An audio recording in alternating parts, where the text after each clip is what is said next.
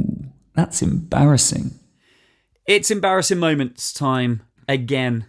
Hopefully you've been enjoying them on each episode of The Green Room. It's been quite mortifying telling a couple of my own. And while I'm getting over that, I'm not going to bother doing one this episode like I haven't on previous episodes. So I think due to that fact, Chris White, you get 2 because you've told me that you have 2. So, Chris White, your embarrassing moment number 1. Embarrassing moment number 1. Oh, Jesus. Okay. All right. Only because I don't live here anymore. That's the only reason I'm coming out with this shit. Okay. I would like to cast your mind back to 1987. At that time, my local was the Tyrolean Disco. We didn't call them nightclubs back then. The Tyrolean Disco down Westwood Ho. Okay. And if I was feeling particularly rich, I might go to Barnstable and might visit Xanax's or B's. If I've heard of that one. Couldn't get into Xanax's, but normally it was the Tyrolean. It was a dive, but I was like 18, 19. It was like everything's great at 18, 19, you know. They played music, they served alcohol, they let me in. A whole night out cost £3, Wow. including 10 Benson Hedges. Who's going to argue? It was a great life. That's a win. It was a win. The thing is, back at that time, I really didn't really know how to take my drink, you know. Unlike now. Unlike now, I've learnt my lessons. Now I know to stop drinking just shy of shitting myself. Back then, I hadn't worked that out, you know. I thought shitting yourself was actually nature saying, okay, time to pack up, say goodbye to your friends, and potter off home. And I thought everybody did it. How many times did you have to shit yourself to realise that, oh, okay, that's the trigger? Well, almost 25 years. Okay. So anyway, I was in that stage where I didn't really know that about life, Okay. you know. So it got to the end of the night. It wasn't like these days where it was like it went on all night. They had quite strict licensing laws back then. So it got to about 12 o'clock, which seemed quite late. You know, the pubs closed at 10:30 back then. So 12 o'clock, kick out time. I started heading home, as usual. Couldn't afford a taxi. There are rumours something about me throwing a glass at a taxi and smashing a windscreen, but that's completely irrelevant. So I started walking home from the Tyrolean, and I was stumbling through the streets of Westwood Ho, and it was pitch black. Couldn't see where I was going. Walking down the middle of the road.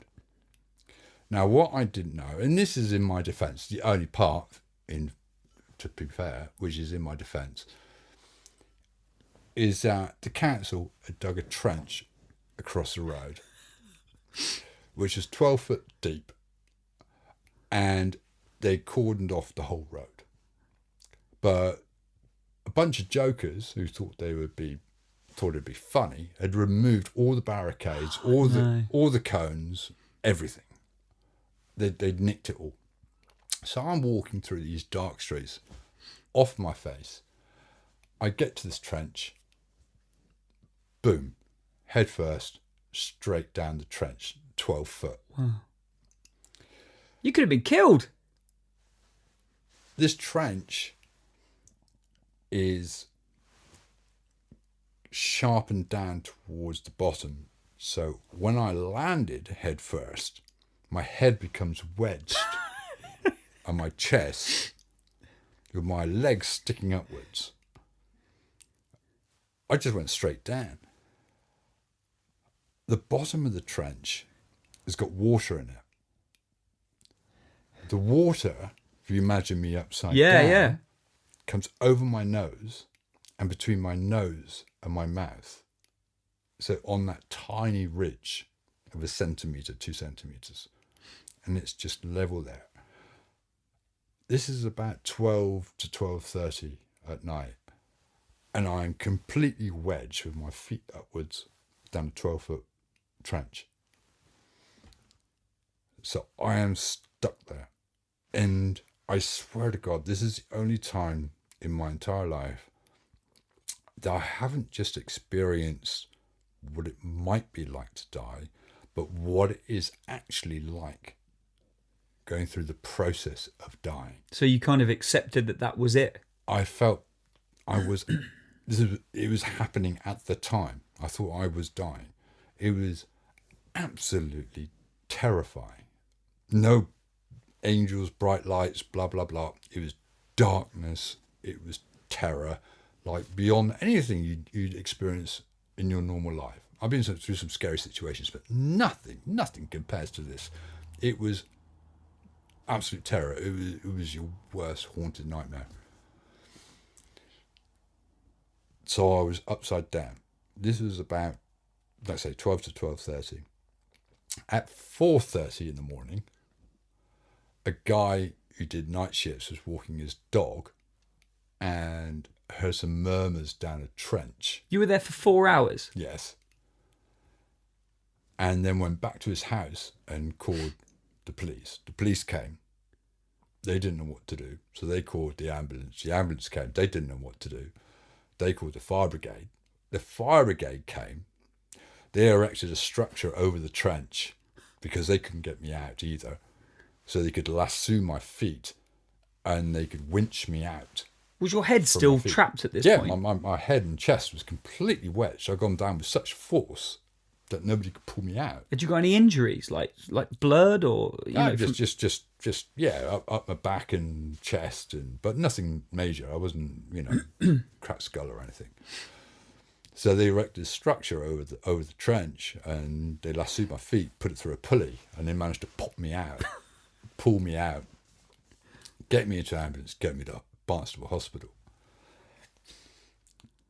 I woke up in the morning having no idea what had just happened. I had no idea. I felt sore, I was in pain, but I didn't know what was going on.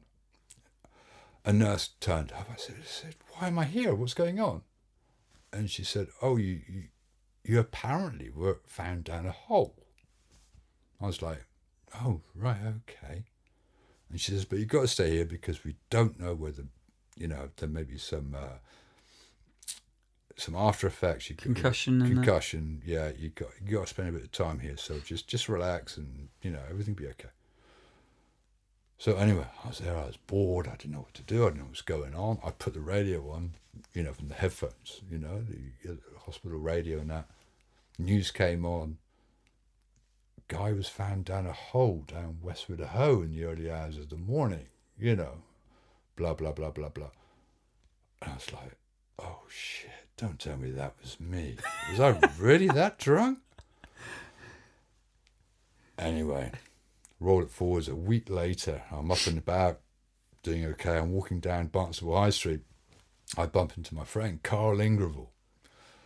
I'd known him from school, and he got my first gig as a DJ, which leads on to the really horrible story. And we bumped into each other. We hadn't seen each other for a while. So we went into the Wimpy to have a chat, catch up. And we sat there on the table, and he was like, "Hey, you never guess what? A couple of weeks ago, some complete twat threw himself down a fucking hole down Westwood. Can you believe that?" And I was like, "Oh, no, I hadn't heard about that. Really?" He goes, "Yeah, what a knobhead threw him down the hole." I was like, "No, I hadn't heard about that, mate. What a twat, eh?" And to this day, I'd never told him that it was me. What was his name again? Carl Ingravel. I'm going to have to find him on Facebook, and I'm going to tag him in this podcast. No, don't do that. Especially this embarrassing moment. No, don't do so that. your actual initial thing was to just pretend you knew nothing about it. Well, yeah, I just Self-preservation. I just felt such a twat that I'd fallen down this hole.